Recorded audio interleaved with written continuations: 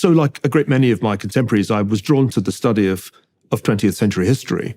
The German problem, what Meinecke called the German catastrophe, is the hardest of all problems because the worst event, the Holocaust, arises in a quite advanced society, which had the best universities in the 1920s, which had the highest rates of intermarriage between Jews and non-Jews of any country, which was generally recognized to be at the forefront of technological and scientific advance, and yet Hitler, and yet the Holocaust. And so for me, the big challenge in my early career was to try to come up with a better answer than seemed to be available to the question, what went wrong?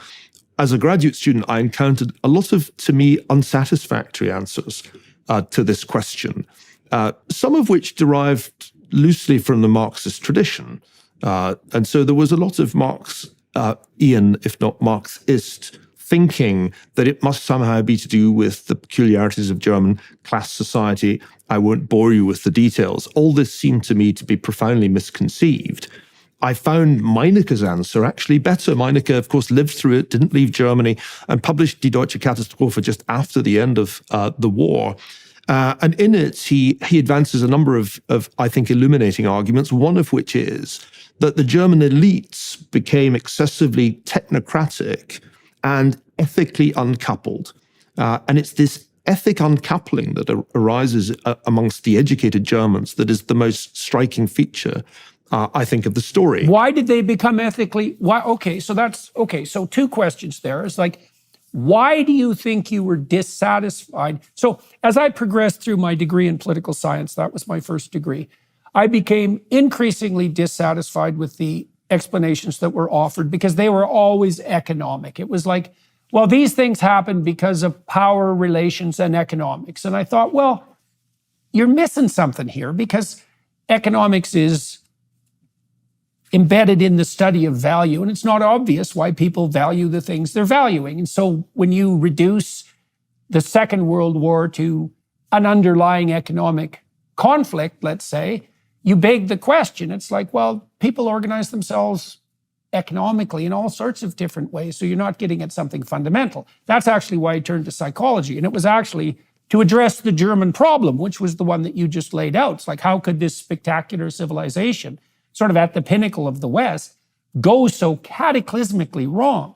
And I turned to psychological explanations for that. But why were you dissatisfied with the Marxist, let's say, deterministic analysis? Like, what was it about the way you looked at that made that not acceptable to you? Well, you earlier on said it's not that surprising that Germany had this terrific political convulsion because of all the terrible things that had happened. And you didn't even complete the list because after the hyperinflation came the Great Depression, and Germany had a very severe collapse between 1929 and 32. The problem with purely economic explanations or socioeconomic explanations is that they can't explain why the United States, which has an equally bad depression to Germany, that the two major industrial economies suffer almost as big a shock, why the United States does not abandon democracy and does not abandon the rule of law and does not embrace the demonic ideas of racialism, which were available to all societies. One must remember that the ideas that Hitler came to believe, eugenics, for example, or anti-Semitism, they were open source. They were globally available. Anybody could believe these things because they had been very respectable in intellectual circles from really the turn of the century. So it's very hard to say that Germany had a much worse economic experience than any other countries because countries all around the world experienced the Great Depression, and countries all around the world were exposed to the kind of ideas that Hitler had embraced. So you have to come up with some better explanation for the success of the National Socialist movement. And that success is partly, I think, explicable in terms of a collapse of political order, the loss of reputation of democracy as a system, partly as a result of the hyperinflation, and then the collapse of the established political parties, creating an opportunity for an entirely new kind of political movement, National Socialism, to sweep to power in the Depression. I don't think the kind of books I read as a graduate student came close to capturing the vital ingredient, and this is where we turn to Dostoevsky, namely the demonic nature of Adolf Hitler's appeal. And I think that the great failure of structural functionist approaches was to try to write Hitler out of the script as if it would all have happened without him. I remember Hans Mommsen, one of the doyens of the historical profession in Germany, saying his ambition was to write a history of the Third Reich in which the name Hitler didn't appear. And that just struck me as the reductio ad absurdum of structuralist thinking. Without Hitler, it doesn't happen the way it does, because Hitler has an awful charisma and an ability to tap into demonic strains in German culture.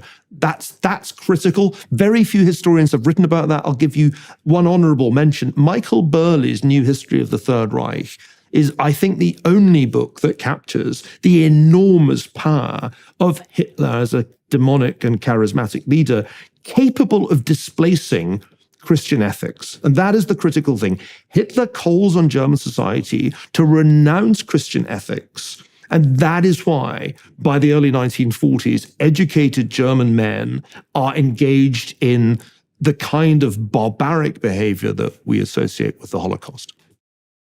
Okay, so Nietzsche calls out the death of God in the mid-1800s, and we could make the case that that process cascades most effectively through Germany, maybe with France as a second-order competitor. Now, here's how Carl Jung explained what happened. Can I interrupt, Jordan? Because God was more thoroughly killed by the Bolsheviks than by any other regime. And it's actually very important that the great catastrophe of the Bolshevik Revolution happens first. At the heart of the great historical controversies of the 1980s was the extent to which Nazism should be understood as, in some measure, a reaction to Bolshevism. Although the historical profession ruled against Ernst Nolte, who made that argument, I think Nolte was onto something. You can't really understand the rise of Hitler until you've appreciated the calamity of Bolshevism beforehand.